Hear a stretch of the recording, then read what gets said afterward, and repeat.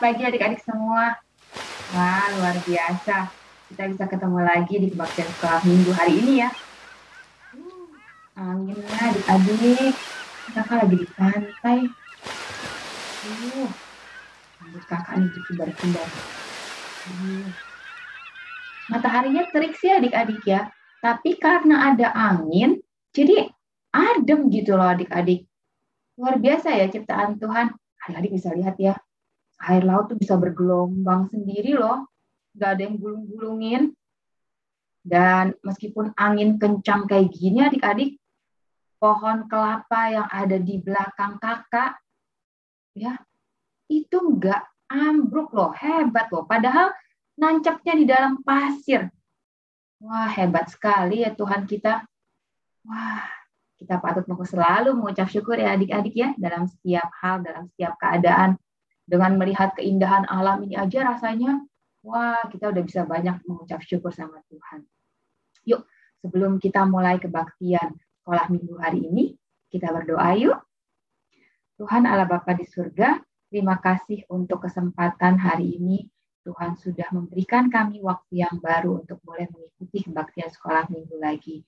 Mohon berkati dan pimpin kebaktian sekolah minggu hari ini Tuhan, sehingga semua pujian, semua firman Tuhan yang kami dengarkan boleh sungguh menjadi berkat bagi kami dan kami boleh melakukannya dalam kehidupan kami sehari-hari hanya untuk kemuliaan nama Tuhan saja. Terima kasih Tuhan, berkati kebaktian ini dari awal hingga akhir. Dalam nama Tuhan Yesus Kristus kami berdoa dan mengucap syukur. Amin. Gimana adik-adik seminggu kemarin? Banyak ulangan ya? Atau banyak PR? Tapi nggak apa-apa ya. Semua hal yang kita pelajari di sekolah itu nantinya akan membantu adik-adik kok, ya. Adik-adik, sebelum kita mulai lebih lanjut lagi nih kebaktian sekolah minggu kita naikkan ucapan syukur kita kepada Tuhan yuk. Kita dengarkan pujian dari kakak-kakak yang dulunya juga di sekolah minggu. Dulunya mereka waktu merekam lagu ini masih ada di kelas 4 sampai kelas 6. Sekarang mereka sudah ada yang naik ke remaja. Tapi pujiannya itu tetap bisa menjadi berkat bagi kita semua. Yuk kita dengarkan pujian. Bagaimana kita mengucap syukur ya kepada Tuhan.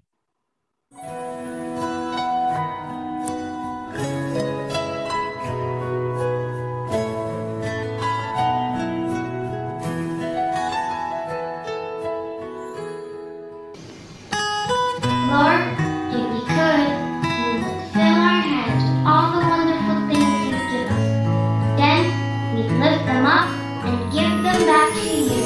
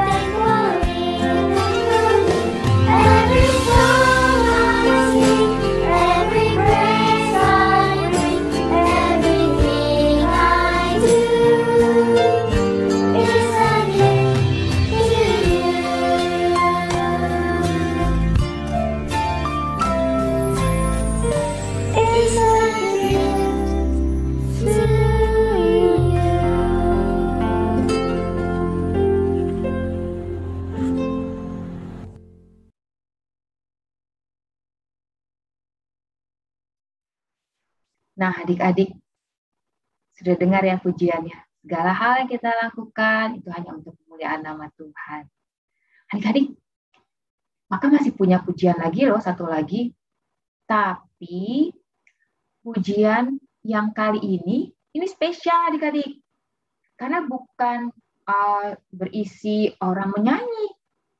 Tapi pujiannya itu dilakukan dengan bermain piano. Wah, adik-adik pasti juga ada yang bisa alat musik nih. Ada juga yang bisa menari, bisa menyanyi.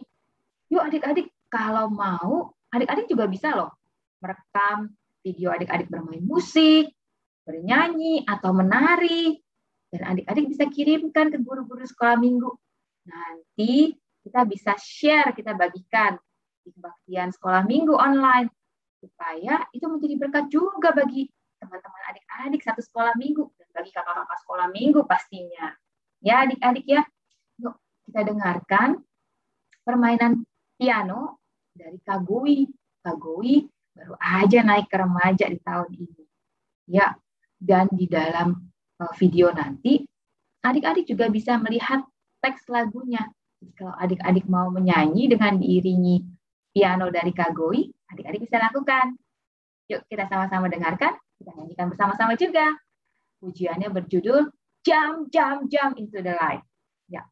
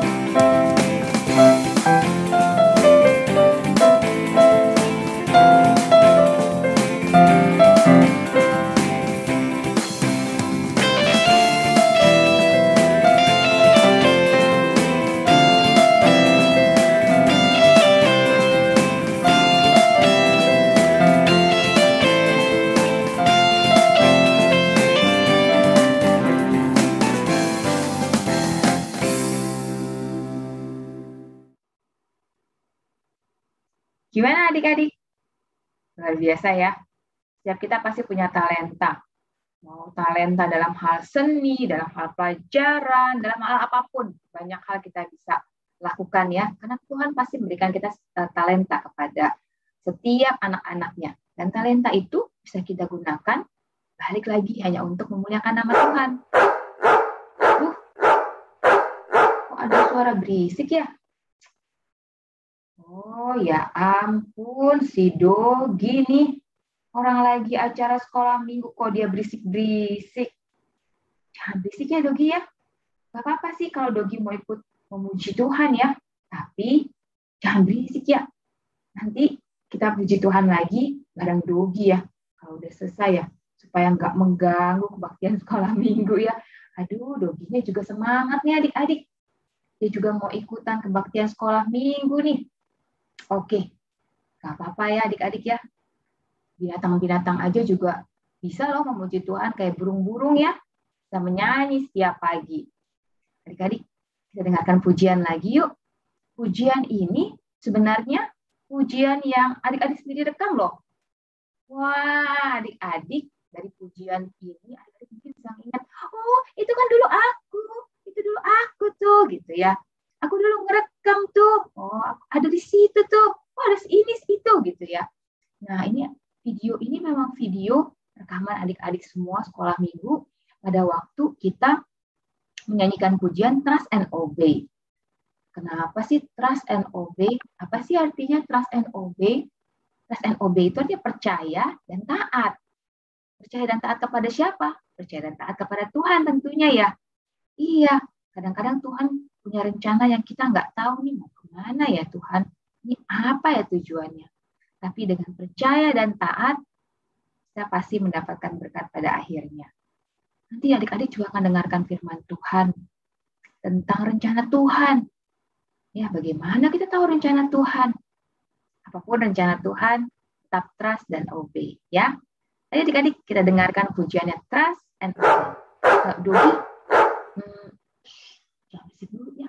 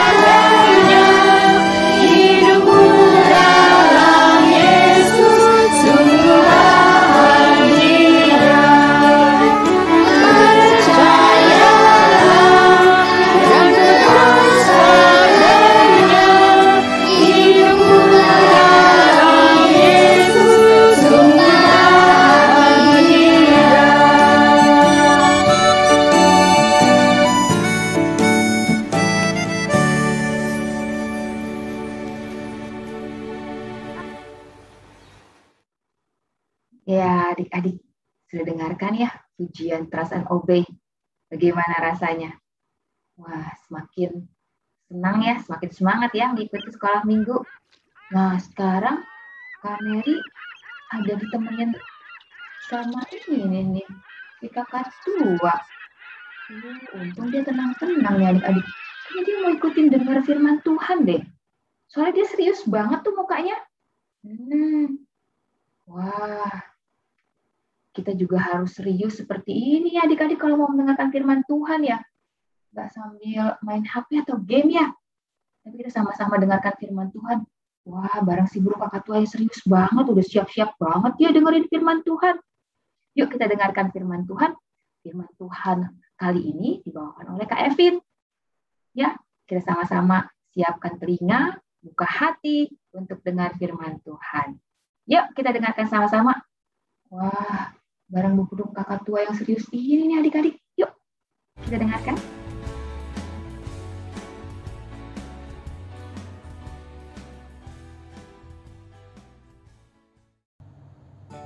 Halo adik-adik, shalom semuanya. Wah, kita ketemu lagi dan hari ini Kak Evin akan membawakan firman Tuhan untuk kita semua. Ngomongin soal firman Tuhan hari ini, Kak Evin udah siapin sesuatu. Apa itu? Tara! Nah, jadi dalam sini Kak Evin itu udah taruh sesuatu yang kalian harus tebak. Kak Evin kasih clue-nya ya. Jadi dalam sini ada benda yang punya banyak sekali gambar. Kira-kira apa ya? Coba deh kamu kasih tahu ke mama atau papa atau orang yang ada di deket kamu sekarang ini. Tebakan kamu apa, hayo? Nanti kita cek ya jawaban kamu benar atau enggak. Nah, adik-adik, kamu nggak tahu benda apa yang ada di dalam sini, tapi yang pasti Kak Evin sudah taruh sesuatu. Nah, ini juga berkaitan dengan firman Tuhan kita hari ini. Firman Tuhan kita hari ini akan bercerita mengenai sesuatu yang kita tidak tahu pasti sih. Apa sih yang sebenarnya ada dalam hidup kita yang sedang Tuhan siapkan. Tapi yang pasti, ada satu hal yang bisa kita yakini dan kita pegang. Apa itu? Sebelumnya, mari kita sama-sama mendengarkan firman Tuhan untuk mengerti bagian ini. Mari sama-sama kita bersatu di dalam doa. Bapa di dalam surga, kami bersyukur dan berterima kasih untuk kesempatan hari ini. Dan kami memohon pertolongan daripada Allah Roh Kudus supaya kami bisa mengerti firman Tuhan yang akan sama-sama kami dengarkan. Kiranya firman ini yang boleh terus tertanam dalam hati kami, bertumbuh dan menghasilkan buah yang nyata melalui kehidupan kami. Hanya dalam nama Tuhan Yesus Kristus kami berdoa dan bersyukur. Amin. Selamat mendengarkan firman. Adik-adik, masih ingat dengan kisah Yusuf? Yusuf dibuang oleh saudara-saudaranya karena dia adalah anak kesayangan dari ayahnya. Ayah Yusuf bernama Yakub atau disebut juga sebagai Israel. Yakub atau Israel bertemu kembali dengan Yusuf setelah sekian lama. Kemudian ia pun pindah ke Mesir bersama dengan anak-anaknya yang lain. Di Mesir, Yusuf telah menjadi orang kepercayaan Firaun. Namun setelah Yusuf meninggal, keturunan Israel di Mesir terus bertambah banyak.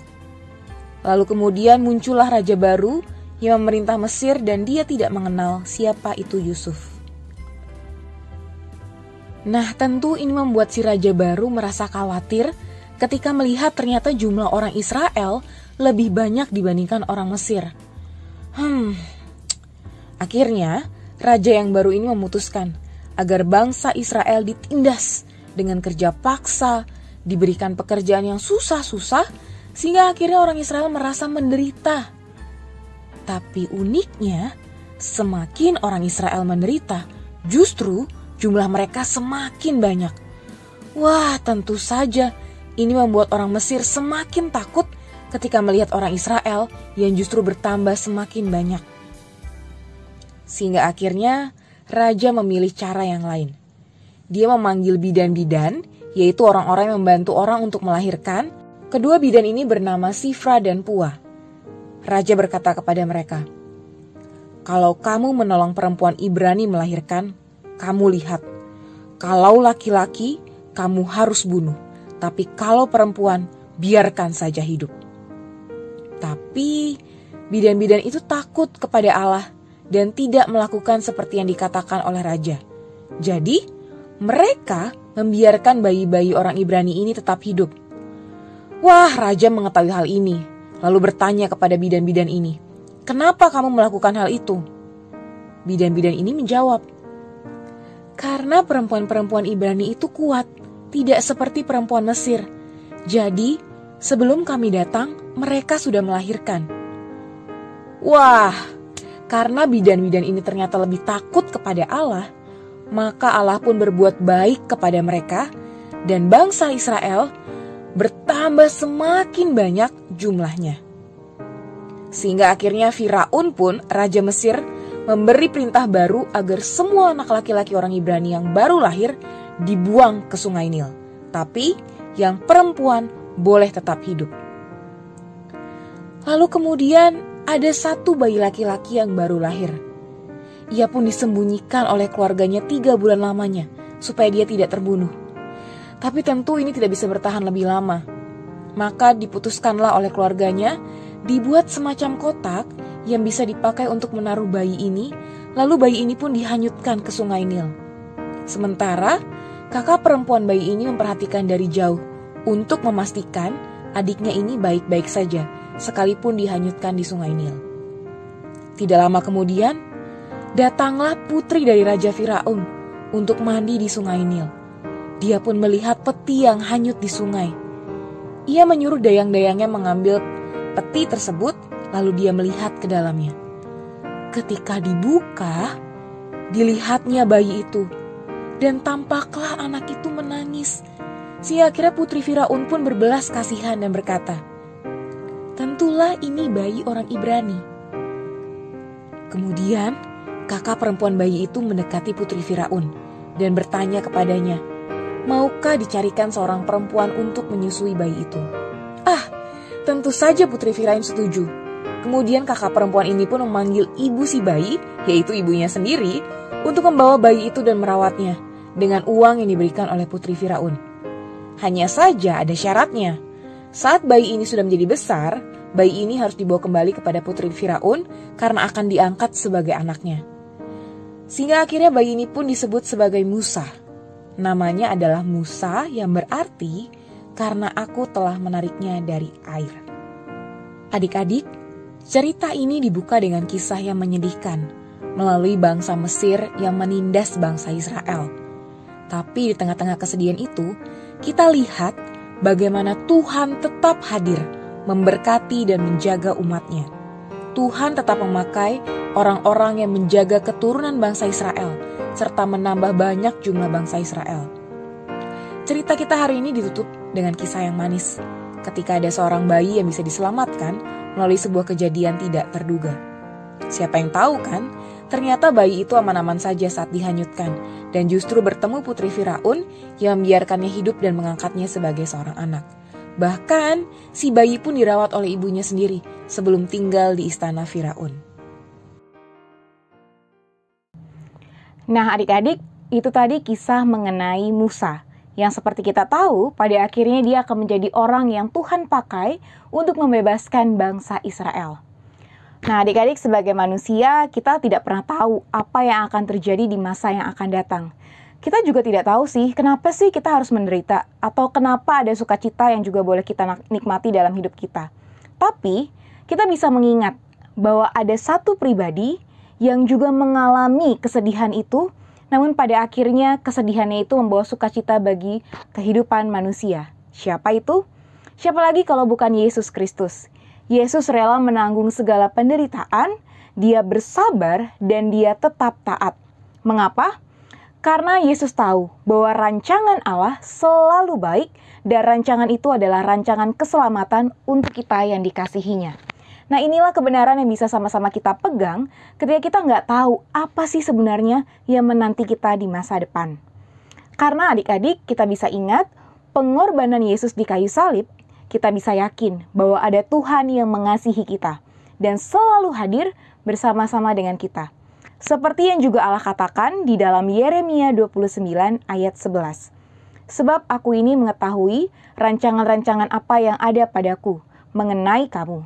Demikianlah firman Tuhan, yaitu rancangan damai sejahtera dan bukan rancangan kecelakaan, untuk memberikan kepadamu hari depan yang penuh harapan.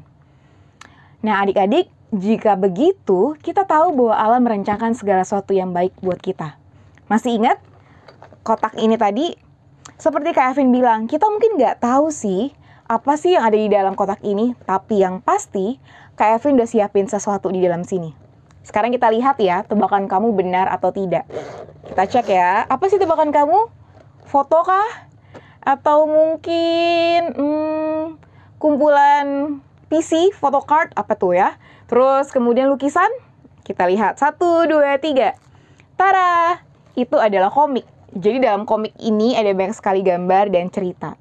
Nah, jadi Kevin nggak bohong ya, beneran Kevin taruh sesuatu.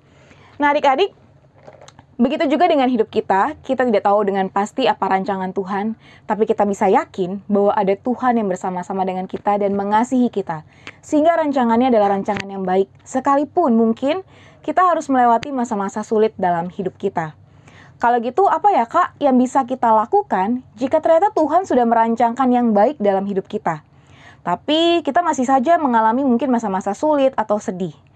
Nah adik-adik, kitab Yeremia ini tadi tidak hanya mengucapkan ayat-ayat itu. Ada bagian lanjutannya loh.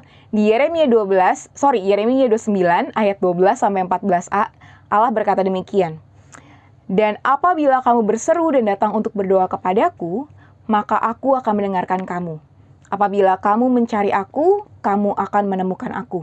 Apabila kamu menanyakan aku dengan segenap hati, aku akan memberi kamu menemukan aku. Demikianlah firman Tuhan.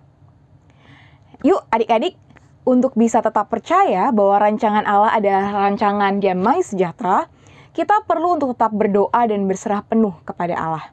Jadi, kita perlu untuk tetap berdoa dan membaca firman Tuhan setiap hari. Itu tadi bagian firman Tuhan yang sudah sama-sama kita dengar. Untuk bisa tetap percaya kepada Allah, untuk bisa tetap bersabar di dalam penderitaan kita, sampai kita melihat rancangan yang indah, kita perlu terus bertekun di dalam kebenaran firman Tuhan. Mari sama-sama kita bersatu dalam doa. Bapa di surga, kami tahu bahwa Engkau mengasihi kami, dan itu boleh kami saksikan melalui pengorbanan Yesus Kristus, anak-Mu yang tunggal di kayu salib. Jika Engkau sedemikian mengasihi kami, maka kami pun bisa meyakini bahwa ada rancangan Allah yang baik di dalam hidup kami. Melalui peran orang-orang di sekitar kami, melalui kehadiran orang-orang yang juga Tuhan pakai, kami bisa meyakini bahwa Tuhan turut bekerja dalam segala sesuatu untuk mendatangkan kebaikan bagi mereka yang mengasihi Engkau. Kami berdoa ya Tuhan, kiranya Engkau yang terus menguatkan kami, supaya kami boleh belajar bersabar dan tetap taat di dalam masa-masa ini. Kiranya pada waktunya nanti kami boleh melihat rancangan indah yang Tuhan siapkan bagi kami. Hanya di dalam nama Tuhan Yesus Kristus yang telah mati, bangkit menebus hidup kami, rela menderita bagi kami sudah mengucap syukur dan berdoa. Amin. Terima kasih adik-adik, Tuhan memberkati kita semua. Gimana adik-adik? Wah, adik-adik pastinya sudah lebih banyak lagi sekarang ya belajar tentang firman Tuhan. Ditambah lagi dengan firman Tuhan yang baru aja adik-adik dengarkan. Ya kan adik-adik? Wah, adik-adik, kita sudah selesai kebaktian sekolah minggu hari ini. Tapi bukan berarti sukacita kita untuk Tuhan selesai juga ya. Karena sukacita itu terus ada di dalam hati kita. Karena kita punya Tuhan Yesus yang sudah menjadi juru selamat kita. Adik-adik, sebelum kita tutup kebaktian sekolah minggu kali ini, kita sama-sama berdoa yuk. Tuhan Allah Bapa di surga, terima kasih untuk kebaktian sekolah minggu hari ini. Tuhan sudah pimpin dari awal hingga akhir. Dan Tuhan juga sudah memberikan kami kesempatan untuk banyak belajar dari firman Tuhan yang kami dengarkan hari ini. Tuhan, kami menyerahkan hari-hari kami ke depan dalam tangan Tuhan. Mohon Tuhan pimpin sertai kami, supaya kami terus boleh bertumbuh dalam iman, takut, dan percaya akan Tuhan. Terima kasih Tuhan Yesus. Di dalam nama Tuhan Yesus Kristus kami berdoa dan mengucap syukur. Amin. Sampai ketemu adik-adik. Tetap semangat ya menjalani sekolah di minggu-minggu ke depan ya. Dan juga jangan lupa minggu depan ikut lagi kebaktian sekolah minggunya. Oke adik-adik, sampai jumpa. Tuhan berkati.